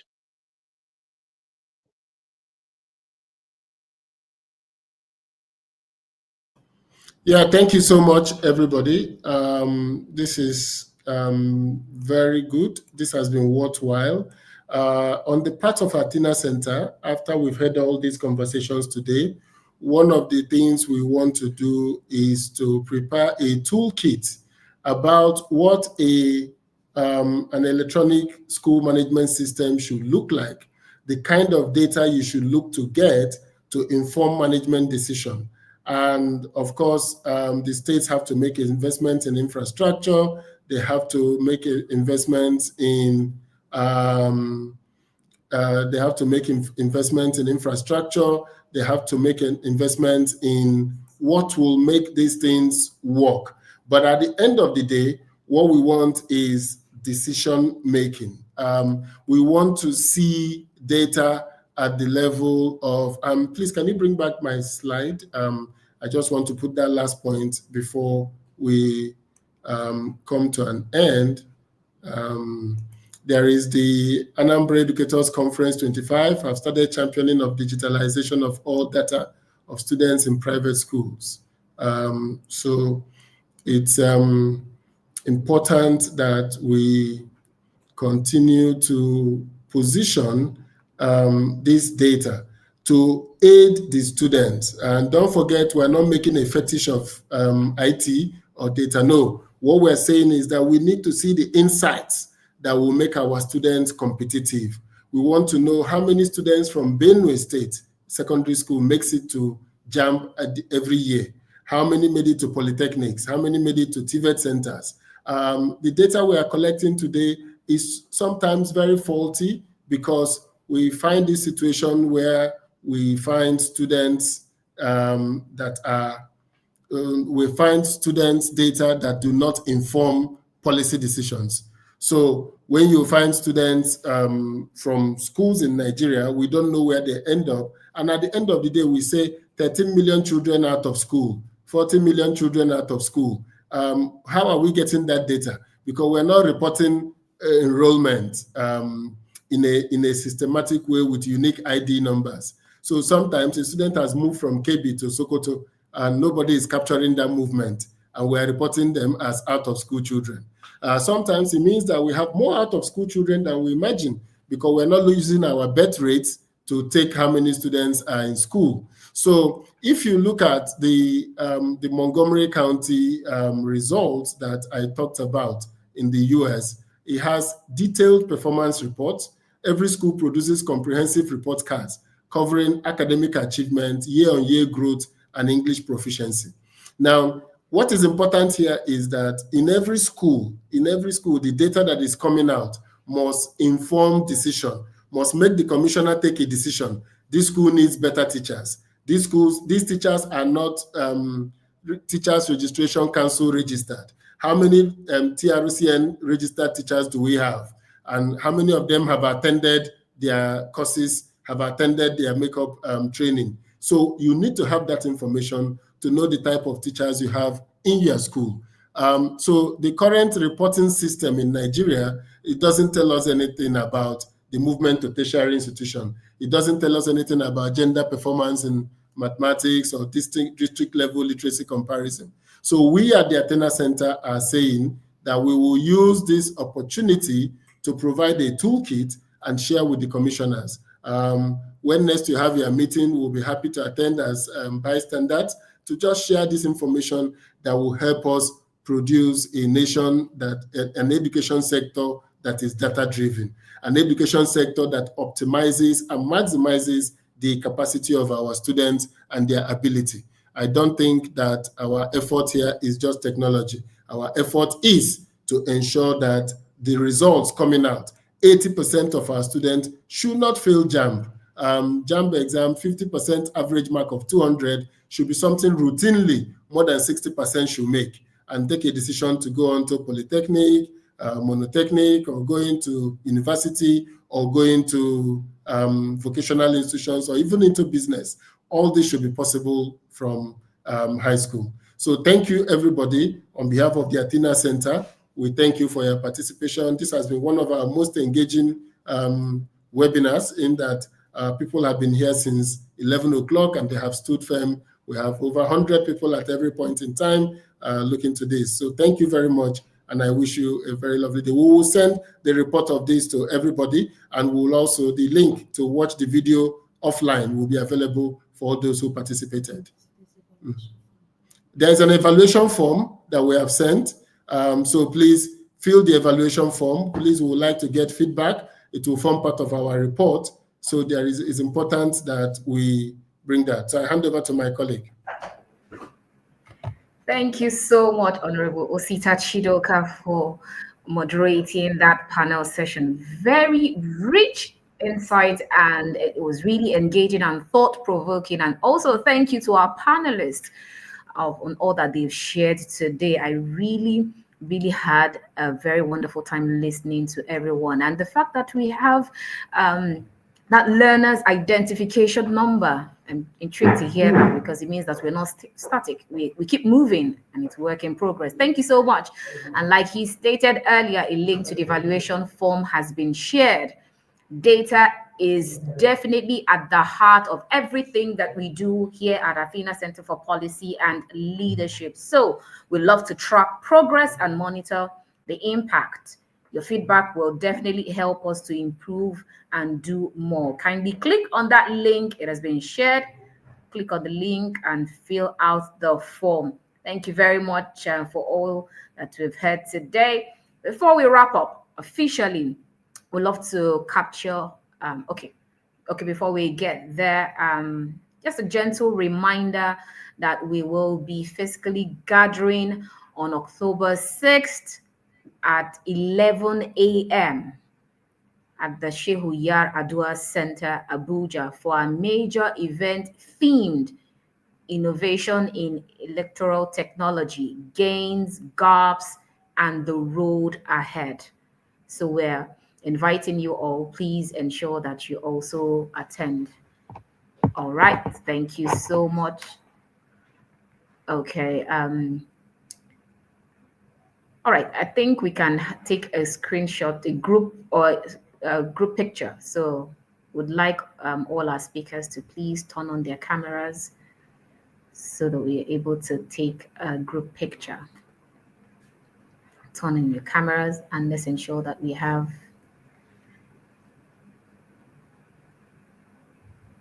Thank you. Where's Mr. Alex? Oh, I think he left. All right. Thank you so much. So on behalf of the Athena Centre for Policy and Leadership, thank you once again for being with us today. It has been an honor serving as your moderator. My name is Annabelle Oji, and I am a broadcast journalist. We officially bring today's virtual workshop to a close. Distinguished ladies and gentlemen, do have a very wonderful day ahead. Good afternoon. Introducing Athena's suite of publications by the Athena Centre for Policy and Leadership, a not-for-profit, non-partisan think tank operating at the junction of theory and practice. Athena Notes brings you timely from top academics and journalists. Athena Perspectives keeps you connected with the latest trends and developments in Nigeria and the West African sub-region. Policy Pulse delivers monthly analysis of policy trends With Athena Governance Insights, dive deep into national challenges and policy solutions through data-driven research. Athena Third Tier spotlights local governance at the grassroots level and offering solutions to improve outcomes at the grassroots level. Subscribe to Athena Centre for Policy and Leadership today.